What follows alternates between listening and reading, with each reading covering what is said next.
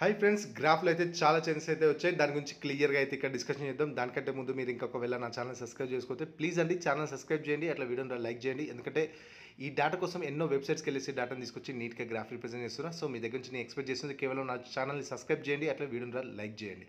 Okay friends, మన big బాస్లో కొత్త లవ్ ట్రాక్ అయితే స్టార్ట్ కావడం జరిగింది. ఈ లవ్ ట్రాక్ వల్ల ఆ, ఎంత ప్లస్ పాయింట్ ఉంది, వాళ్ళిద్దరికి ఎన్ని రోజులు సర్వే అవుతారు, అండ్ ఇది జెన్యున్ లవ్ ట్రాకా లేకపోతే ఫేక్ లవ్ ట్రాకా, అండ్ వీళ్ళిద్దరి నాట్లో ఎవరికి ప్లస్ పాయింట్ అనేది క్లియర్గా అయితే ఇక్కడ డిస్కషన్ చేద్దాం. ఫస్ట్ వచ్చేవరకు ఇది రియల్ లవ్ ట్రాకా లేకపోతే ఫేక్ లవ్ ట్రాకా అనేది డిస్కషన్ చేస్తే జెన్యున్గా మాట్లాడుకుంటే, ఎందుకంటే పేరన్న ఒక మాట అనటం జరిగింది ఇక్కడ. ఆ, ఏది విష్ణుప్రియ కొంచెం జెన్యున్గా చేస్తుంది కానీ మనోడే కొంచెం అని చెప్పేసి అన్నట్టుగా మాట్లాడేది. ఒక విషయం మాట్లాడుకుంటే ఇప్పటివరకు బిగ్ బాస్ షోలో లవ్ ట్రాక్స్ రన్ అయినాయి, బయట జెన్యున్గా అయితే ఇప్పటివరకు ఎవరు కంటిన్యూ అయితే చేయట్లేదు. ఓన్లీ బిగ్ బాస్ షోలో మాత్రమే, అది కొన్ని వీక్స్ వరకు సర్వే అయితే కోసమే అని చెప్పేసి క్లియర్గా వాళ్ళు లవ్ ట్రాక్ అయితే రన్ చేయడం జరుగుతుంది. అయితే ఇక్కడ ఒక విషయం మాట్లాడుకోవాలి. బిగ్ బాస్ షోలో లవ్ ట్రాక్ రన్ చేసిన వాళ్ళు ప్రతి ఒక్కరు 10th వీక్ వరకు అయితే సర్వే అయితే ఛాన్సెస్ ఎక్కువ ఉన్నాయి. ఎందుకంటే బిగ్ బాస్లో క్లియర్గా వాళ్ళు మెన్షన్ చేస్తారు, క్లియర్గా చూపించడం జరుగుతుంది. ఇక్కడ ఎట్లుంటుంది అంటే వాళ్ళకంటూ సపరేట్ ఫుటేజ్ దొరుకుతుంది. సో ఇవన్నీ మనం కంపారిజన్ చేసుకోవటం జరుగుతుంది కాబట్టి, సో వీళ్ళు సర్వే పొజిషన్స్ ఎక్కువ ఉంటాయి అన్నట్టు.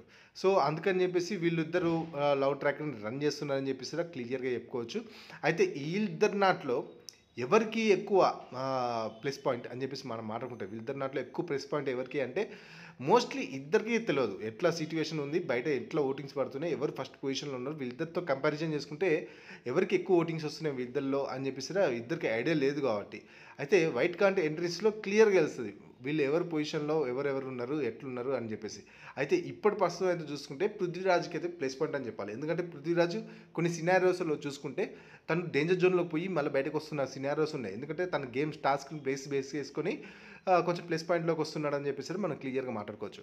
అయితే విష్ణుప్రియకి అయితే ఓటింగ్స్ వస్తాయి, అంటే నామినేషన్స్లో విష్ణుప్రియ ఒకవేళ ఉంటే తనకి భారీ ఎత్తుగా బయట నుంచి ఓటింగ్స్ వస్తున్నాయి. ఎందుకంటే తనకు షోస్ కావచ్చు లేకపోతే బయట ఉన్న ఫ్యాన్ ఫాలోయింగ్స్ కావచ్చు, ఇవన్నీ కొంచెం కంపారిజన్ చేసుకుంటే ఎక్కువ ఓటింగ్స్ వస్తున్నాయని చెప్పేసి క్లియర్గా చెప్పుకోవచ్చు. సో ఇందులో అయితే వైట్ కార్డ్ ఎంట్రీస్లో వచ్చినాక తర్వాత మేబీ లవ్ ట్రాక్ కొంచెం తగ్గచ్చు, లేకపోతే కొంచెం పెరగచ్చు. ఎందుకంటే విష్ణుప్రియకి క్లారిటీ వస్తుంది. ఎందుకంటే బయట నాకు అంటూ సపరేట్ ఓటింగ్స్ ఎక్కువ వస్తున్నాయి అని చెప్పేసి తనకి క్లియర్ తెలిసిపోతుంది కాబట్టి, సో వాళ్ళ ఫ్రెండ్స్ చెప్పటం కావచ్చు ఇవన్నీ, అప్పుడు ఓటింగ్ తను ఒకవేళ లవ్ ట్రాక్ని రన్ చేయాలనుకుంటే చేయొచ్చు, లేకపోతే కొంచెం కామ్ డౌన్గా అయితే ఛాన్సెస్ ఉన్నాయి.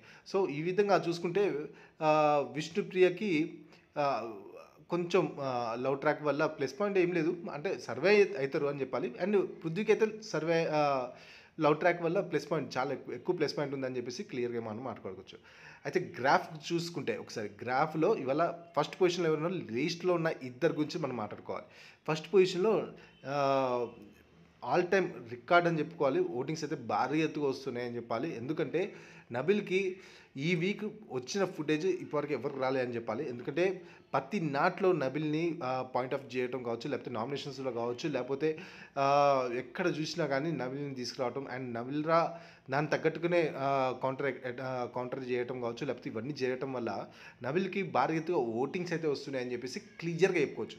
సో ఇవన్నీ మనం కంపారిజన్ చేసుకుంటే నబిల్ ఫస్ట్ పొజిషన్లో భారీ ఎత్తు ఓటింగ్స్తో అయితే ఉన్నాడని చెప్పేసి క్లియర్గా చెప్పుకోవచ్చు. అండ్ లీస్ట్లో ఉన్న ఇద్దరు గురించి మనం మాట్లాడుకుంటే, లీస్ట్లో ఉన్న ఇద్దరు ఎవరు అని చెప్పేసి అంటే సోనియా ఇంకా ఆదిత్య ఓం అని చెప్పాలి. అయితే వీళ్ళిద్దరికి ఆదిత్య ఓం ఏమైంది అంటే, ఆదిత్య ఓంకి యాక్చువల్లీ అంటే లాస్ట్ 2 days నుంచి చూస్తే ఫుటేజ్ అయితే చాలా, అసలు నిన్నైతే అసలు ఫుటేజే లేదని చెప్పాలి. మెయిన్గా ఫుటేజ్ లేకపోతే 100% ఎలిమినేట్ అయిపోతారు. కొంచెం సోనియాకి ఫుటేజ్ ఉంది అని చెప్పేసి అర్థమైపోతుంది. అయితే నిన్నటి మనం చూసుకుంటే సోనియా ఎలిమినేట్ అయితే ఛాన్సెస్ ఎక్కువ ఉన్నాయని చెప్పాలి. కానీ నిన్న షోతో మనం చూస్తే ఆదిత్యంకి భారీ ఎత్తుకు పడిపోయింది అని చెప్పేసి క్లియర్గా అర్థమైపోతుంది. సో ఆ విధంగా చూసుకుంటే ఆదిత్యం లీస్ట్లో ఉన్నాడని చెప్పాలి. అయితే ఒక విషయంలో మనం మాట్లాడుకోవాలి. బిగ్ బాస్ నిన్న 2 days బ్యాక్ క్లియర్గా చెప్పడం జరిగింది, వైట్ కార్డ్ ఎన్ని తగ్గితే మీ అంత సేవ్ అవుతారు, మీ అందరు ఉంటారని చెప్పేసి. ఇఫ్ అక్కడి నుంచి వైట్ కార్డ్ ఎంట్రీస్ కానీ ఎక్కువ అయినాయి అనుకోండి, ఆబ్వియస్లీ ఇందులో ఉన్న డబుల్ ఎలిమినేషన్ జరగడం జరుగుతుంది. ఇన్ కేసు డబుల్ ఎలిమినేషన్ జరిగితే సోనియా ఇంకా ఆదిత్య ఓం వెళ్తానికి ఛాన్సెస్ చాలా ఎక్కువ ఉన్నాయని చెప్పేసి మనం క్లియర్గా మాట్లాడుకోవాలి. లేదు సింగిల్ ఎలిమినేషన్ జరిగితే ఆదిత్య వర్మ వెళ్తానికి ఛాన్స్ కూడా ఎక్కువ ఉన్నాయని చెప్పాలి.